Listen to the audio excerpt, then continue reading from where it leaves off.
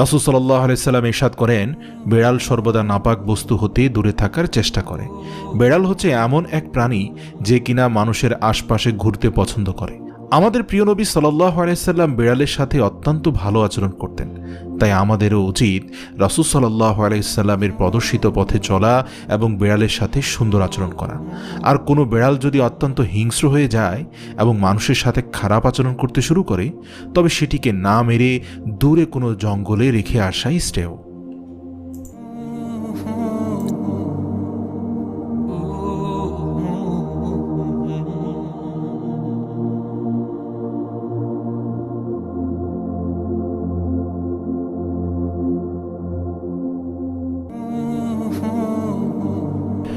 মনে রাখবেন, আমরা শুধু গল্প শোনাচ্ছি না, আলোর পথ দেখাচ্ছি।